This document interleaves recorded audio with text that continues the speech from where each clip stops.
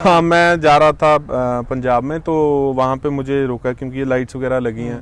तो वो पूछने लगा कि ये गाड़ी कौन सी है, तो मैंने कहा आपको नहीं पता। तो वो बोले कि इसको हमने डिस्कवरी पे देखा है, डिस्कवरी चैनल पे कि देखा है। ये जो रशियन वहाँ पे वो जो यूज होते हैं ट्रक्स, उसके जैसी लगती है। हेलो फ्रेंड्स, मैं गिरीश खन्ना आपके लिए लेके आया हूँ फोर्स गुरखा और साथ में इसके ओनर हैं। ये वीडियो इसलिए भी खास है क्योंकि जो सर हैं उनके पास मर्सिडीज GLS, टोयोटा फॉर्च्यूनर और साथ में इनोवा भी है।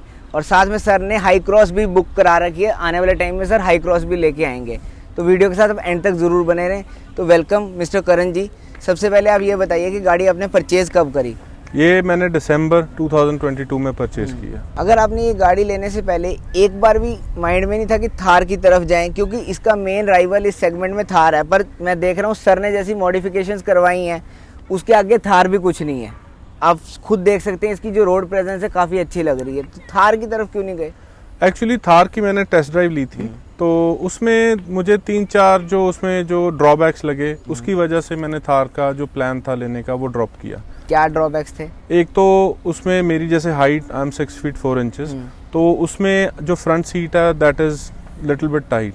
और सेकंड उसमें क्या रीजन सबसे बड़ा, जो पिछली सीट है उस पे सिर्फ एक आदमी बैठ सकता, अगर दो आदमी बैठेंगे तो वो बहुत टाइट हो जाता है। तो द बेनिफिट इसमें जो बेनिफिट है इसमें क्या है, आपको कैप्टन सीट्स मिलती हैं 2 अलग अलग बैक में, और फ्रंट वाली सीट है वो बहुत कंफर्टेबल, बहुत कुशन बहुत है उस सीट में जी। साथ में ये भी है कि रियर सीट जो थार में पेन रहती है रियर सीट में, वो इसमें नहीं है। कैप्टन सीट्स होने के कारण आपको कहना है कि अच्छा, और साथ में एक्सेस भी बड़ा इजीली है। थार में आपको एक्सेस की बहुत दिक्कत आती है जी, वो ये ओवरकम करती है जी। उसके अलावा अब तक आप कितनी चला चुके हैं गाड़ी? ये 7000 किलोमीटर ड्राइव कर ली है मैंने। तो कैसी ये ड्राइविंग रही, खासकर 4x4 का एक्सपीरियंस अगर आप बताएं तो? ड्राइविंग बहुत कंफर्टेबल है, इसकी सस्पेंशन बहुत अच्छी है, बहुत सॉफ्ट सस्पेंशन है। अभी ऑफ रोडिंग थोड़ी बहुत ही, जैसे मैंने ऑफ रोडिंग की है, बट उसमें भी this car is the best. 4x4 बहुत कम 1-2 जगह पे जरूरत पड़ी, वो भी जैसे काफी एक्सट्रीम हो गया था, तो उस वजह से 4x4 लगाने की जरूरत पड़ी। अदरवाइज 4x2 में ही ये काफी चीजें कवर कर जाती है। किस तरफ आप लेके गए हैं इसे? ये मैं यहाँ पे न्यू चंडीगढ़ के पास मिर्जापुर है, और ये एक ऑफ रोड का ट्रैक बना हुआ है यहाँ पे जयंती देवी के पास। अच्छा, तो वहाँ पे हाँ जी। बाकी मैंने अपने फार्म पे वहाँ पे भी इसको काफी ऑफ रोडिंग की है उसके साथ। मॉडिफिकेशंस भी आपने काफी अच्छी करवा रखी हैं। तो फोर्स मोटर्स को लेके आपका क्या कहना है, क्योंकि लोग कई फोर्स ब्रांड के कारण इस गाड़ी को छोड़ते हैं, तो कैसा एक्सपीरियंस है आपका इस ब्रांड के साथ? मेरे मन में भी जब फोर्स मोटर की बात आती है तो मेरे मन में भी कहीं ना कहीं एक थी कि ये फोर्स मोटर की गाड़ी है, आफ्टर सेल सपोर्ट मिलेंगी या नहीं। तो इसमें सबसे पहली बात तो इसमें OM 616 जो मर्सिडीज का पेटेंट इंजन है, वो इंजन है, चल रहा है, वो इंजन है, और BS6 नॉर्म्स कंप्लायंट है। और इसमें सबसे बड़ी बात क्या है, इसमें एड ब्लू डालने की ज़रूरत नहीं पड़ती। इसमें कंपनी ने एक एड ब्लू की जगह एक एग्जॉस्ट सिस्टम लगाया। वो जब एग्जॉस्ट सिस्टम भर जाता है तो अंदर एक बटन है, उसको दबाओ तो वो सारा एग्जॉस्ट सिस्टम क्लीन हो जाता है। आप एग्जॉस्ट सिस्टम की बात कर रहे हो एड ब्लू की, तो पीछे फॉर्च्यूनर में किसी के काफ़ी दिक्कतें आई थी एड ब्लू के कारण, मेरे को याद आया। उसने आपको भी मैं दिखाऊंगा वो, कि आपसे हमने पहले भी एक वीडियो में डिस्कस किया था कि एड ब्लू की बार लाइट आती थी, और वो पर्सन इतने परेशान हो गए थे, कार ओनर, वो कहते हैं कि ना मैं इसे हाईवे पे लेके जा सकता हूँ, ना मैं इसे सिटी में चला सकता हूँ, इतनी बड़ी गाड़ी है कि मतलब दिक्कत उनके लिए हो गई थी। और कहते कंपनी कहती थी कि आप ज़्यादा तेज़ चलाते हो गाड़ी, इस कारण से दिक्कत आ रही है। तो उस मामले में ये काफ़ी अच्छी, और इंजन तो आपको कहना ही है आपका मर्सिडीज का है, ट्राइड एंड टेस्टेड है। वैसे भी फोर्स मोटर आप अगर देखें तो कमर्शियल व्हीकल्स में काफ़ी अच्छी है जी। आप देखिए यहाँ से मनाली से लेके कहीं आगे तक जाती है, फोर्स के टेम्पो ट्रेवलर्स ही चलते हैं जी, बिल्कुल। बेसिकली गाड़ी का तो फोर्स मोटर है ही अच्छी, वो ये है कि पैसेंजर व्हीकल्स में उन्होंने इस गाड़ी के थ्रू पैर रखा है जी, बिल्कुल। तो ऑफ रोडिंग कैपेबिलिटीज के अलावा आप सर्विस इसकी करवाई है आपने? अभी फर्स्ट सर्विस 10,000 किलोमीटर पे होगी। 5,000 पे जनरल चेकअप था। हाँ, उसमें क्या हुआ था? कुछ नहीं, उसमें उन्होंने जो ऑयल लेवल्स वगैरह चेक किए थे। हाँ। बाकी उन्होंने चेकिंग की थी कहीं लीकेज वगैरह ना हो, जो जनरल चेकअप होता, बाकी वॉशिंग वगैरह।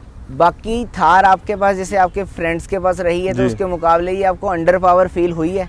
कभी भी नहीं, अंडर पावर कभी भी नहीं, क्योंकि उसकी पावर थोड़ी ज्यादा है डीजल में इसके। थार की पावर ज्यादा, थार में सिर्फ एक बेनिफिट है ऑटोमेटिक, ये आप मैनुअल। हाँ, ऑटोमेटिक उसमें गियर शिफ्ट है। हाँ। तो ऑटोमेटिक में क्या, अगर आपने ऑफ रोडिंग करनी है, जो ऑफ रोडिंग एंथुसियास्ट है उनको पता है, जो मैनुअल गाड़ी होती है उसका और जो मैनुअल में 4x4 में जैसे आपने टॉर्क कहीं यूज करना तो ऑटोमेटिक में वो चीज का आपका एक डिफरेंशियल लॉक्स वगैरह नहीं, जी डिफरेंशियल लॉक का वो आपको एक उसमें एक ड्रॉबैक रहता है। सिर्फ उनके लिए ड्रॉबैक है जो चलाते ही सिर्फ ऑटोमेटिक है, उनके लिए ड्रॉबैक है इस गाड़ी में, और किसी के लिए नहीं। मैनुअल लवर्स के लिए तो गाड़ी है ही। और आपको मैं बताऊं रोड प्रेजेंस इसकी इतनी तगड़ी है कि अभी हम आ रहे थे रास्ते में लोग मुड़ मुड़ के देख रहे थे, आपको भी पूछते होंगे लोग। हाँ, काफी बार मुझे पूछा। हाँ जी, आप जैसे बता रहे थे कि पीछे पुलिस वगैरह। हाँ, मैं जा रहा था पंजाब में, तो वहाँ पे मुझे रोका क्योंकि ये लाइट्स वगैरह लगी हैं, तो वो पूछने लगा कि ये गाड़ी कौन सी है, तो मैंने कहा आपको नहीं पता, तो वो बोले कि इसको हमने डिस्कवरी पे देखा है, डिस्कवरी चैनल पे कि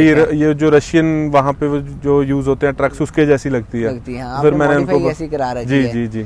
तो लगभग क्या मॉडिफिकेशंस करवाई है आपने इसके फ्रंट के? एक तो इसका ये बम्पर चेंज करवाया। हाँ। एक इसका अंडर बॉडी गार्ड आता। हाँ। वो डिफरेंशियल को सेव करने के लिए लाइट फोर्स की लाइट्स हैं। हाँ। और बाकी इसमें टायर्स हैं, एम्प्टी टायर्स हैं। हाँ। मैक्सिस के। इसकी जो मॉडिफिकेशंस आपने करवाई हैं, ये बम्पर और लाइट्स, लगभग कितना खर्चा आया है इसके ऊपर आपको? ये 2 से 2.5 लाख का खर्चा आया। 2 से 2.5 लाख का खर्चा आया है। तो इसमें टोटल कितने की आपको ये गाड़ी पड़ी ऑन रोड प्राइस, और आप इसकी मॉडिफिकेशंस के साथ बताओ प्राइस? 17 लाख की मुझे ऑन रोड गाड़ी पड़ी। हाँ। तो उसके बाद 2 से 2.5 लाख इस पे अभी तक लग चुका। अच्छा। अभी 1-2 चीजें और छोटी रह गई हैं, वो भी करवाएंगे हाँ। अप्रोक्सीमेटली 3 लाख लग जाएगा। और प्राइस के साथ गाड़ी के टोटल 17 लाख और 20 लाख की पड़ेगी। 20 लाख के आसपास की पड़ी, तो थार के प्राइस में ही लगभग पड़ी है, और उससे बेटर गाड़ी परफॉर्म भी कर रही है। तो राइड कैसी है इसकी हाईवेज पे अगर आप देखें तो? हाईवेज पे राइड बहुत अच्छी है, बहुत स्मूथली गाड़ी चलती है। पॉट होल्स को, छोटे मोटे पॉट होल्स को तो ये गाड़ी बिल्कुल भी पता नहीं लगने देती है। क्योंकि अगर हम थार से कंपेयर करें, थार में अगर आप हाईवे पे लेके जाओ तो रियर सीट का इशू आना है, इसमें अगर रियर सीट का इशू उतना नहीं है तो हाईवे पे ये ड्राइव के अच्छी परफॉर्म करनी चाहिए, जो कि सर बता रहे हैं कर रही है।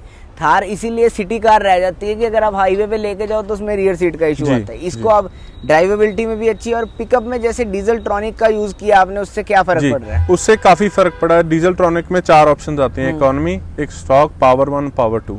इकोनॉमी जैसे आपने कहीं नॉर्मल सिटी ड्राइव करनी है तो अब इकोनॉमी में। अब जैसे ऑफ रोडिंग करते हैं तो वहाँ पे आपको पावर की जरूरत पड़ती है, तो डीजल ट्रॉनिक से क्या है, थोड़े एक्स्ट्रा हॉर्स पावर्स ऐड हो जाते हैं इसमें। तो माइलेज पे कुछ फर्क पड़ता है डीजल ट्रॉनिक का? ज्यादा नहीं, 1-8 किलोमीटर पर लीटर का, 1 या 2 किलोमीटर 2 किलोमीटर का फर्क पड़ा माइलेज पे। उसके अलावा कोई डिफरेंस नहीं आया डीजल? उसके अलावा कुछ नहीं।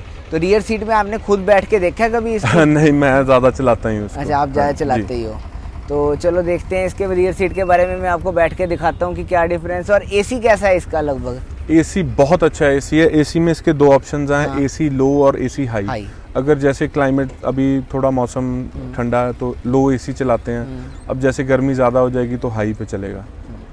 तो जैसे आपके पास इनोवा भी रही है, फॉर्च्यूनर भी रही, इनोवा से तो इसकी ड्राइव नहीं हम कंपेयर कर सकते, फॉर्च्यूनर के मुकाबले कैसी लगती है ड्राइव? फॉर्च्यूनर के मुकाबले इसकी ड्राइव में ज़्यादा तो कुछ फर्क नहीं। फॉर्च्यूनर में क्या है, थोड़ा सा 5 से 10% इससे ज़्यादा कंफर्ट आ जाता है। उसकी सस्पेंशन की एक वजह है, वो तो डिफरेंट तो है ही है गाड़ी उसके मामले में। तो इनोवा से तो देखो मैच किसी भी गाड़ी, इनोवा से बिल्कुल वो किसी का इनोवा तो अपने सेगमेंट में है ही बहुत कंफर्टेबल गाड़ी। और आप जैसे मर्सिडीज सर GLS भी ओन कर चुके हैं, तो सर ने ये वैसे भी आप देखिए रोड प्रेजेंस में इतनी तगड़ी दिखाती है ना। अभी हम रास्ते में जब आए हैं तो काफ़ी अच्छा दिख रहा था कि लोग मुड़ के देखते ही जरूर हैं इस गाड़ी की तरफ। बाकी एज अ थार में जो भेड़चाल है वो इसमें नहीं है। जी नहीं है। थार आप देखो सड़कों पे इतनी चल रही है। चंडीगढ़ में हम इस टाइम खड़े हैं, और चंडीगढ़ में आप शाम के टाइम मार्केट्स में जाके देखो तो लोगों के पास थार ही है, फिर ये गाड़ी दिखती नहीं आसानी से। ये वो बंदा लेता है जिसको इसके कैपेबिलिटीज पता है, जिसको इसकी टेक्निकल नॉलेज है, और हटके दिखना चाहता है जो। जी क्योंकि ये हटके दिखती है। तो हम अगर अंदर भी दिखाते हैं बैठ के कि कैसा इसका एक्सपीरियंस है। अब मैं आपको रियर सीट एक्सेस करके दिखा रहा हूँ इसकी, और बैठ के दिखाऊंगा कि कितनी कंफर्टेबल है। आप देख सकते हैं कितनी इजीली मैं बैठा हूँ इस गाड़ी में, और आपको आगे से बताता हूँ इसकी गाड़ी के बारे में। आप देख सकते हैं जैसे कि मैं यहाँ इसकी रियर सीट में बैठा हूँ। थार में ये कंफर्ट नहीं मिलता, आप इतनी इजीली एक्सेस नहीं कर सकते रियर सीट को। अगर हम देखें इस पे आप आराम से 6-7 घंटे की जर्नी कर सकते हैं, और अगर सामने जैसे 6 फुट से ऊपर पर्सन बैठे हैं तो भी आपको लेग रूम में कोई दिक्कत नहीं आएगी। और कैप्टन सीट्स हैं, ये चीज़ थार नहीं प्रोवाइड करती ना। आपको इतना स्पेस मिलेगा, बूट स्पेस भी एडिक्वेट है। उसके बाद भी 4 पर्सन बैठने के बाद भी बूट स्पेस भी, आप लंबी जर्नी भी कर सकते हो, और इंटीरियर भी अच्छा है। और जैसे सर ने ड्राइव का बताया कि डीजल ट्रॉनिक के साथ इसकी ड्राइव और बेटर हो जाती है, और जो आपको ये व्यू दे रही है कमांडिंग पोजीशन, मैं कहता हूँ रियर सीट पे भी मुझे इतना अच्छा व्यू किसी और गाड़ी में नहीं मिल सकता थार में। जैसे कि आप कैबिन को देखिए, पूरा क्लॉस्ट्रोफोबिया जो फील होता है थार में वो इसमें फील ही नहीं होता, इतने एरी कैबिन है। आप देखो मिरर्स इस तरीके से इसके इंस्टॉल्ड हैं कि आपको अच्छा लगता है बैठने में भी, क्लॉस्ट्रोफोबिया बिल्कुल नहीं आता और लंबी जर्नी कर सकते हो आप। जैसे 6-7 घंटे जैसे चंडीगढ़ से मनाली वगैरह भी जाओ तो इजीली इस पे बैठ के जा सकते हो, जो कि रियर सीट में थार की बैठना मुश्किल है। उसमें एक माइंड में आपके रहता ही है कि हम आगे उतरने के लिए हमें दिक्कत होगी, पीछे आने में दोबारा दिक्कत होगी, जो कि इसमें नहीं होती। इजीली आप बैठ सकते हो, 6-7-8 आवर्स जर्नी कर सकते हो। शहर में भी गेड़ी मारने के लिए काफ़ी अच्छी गाड़ी है। तो ओवरऑल ऑल इन ऑल ये गाड़ी काफ़ी अच्छी है। मैं आपको यही बताना चाह रहा हूँ कि इस गाड़ी में ईजी एक्सेस, ईजी आप एग्रेस इनग्रेस बहुत अच्छी है।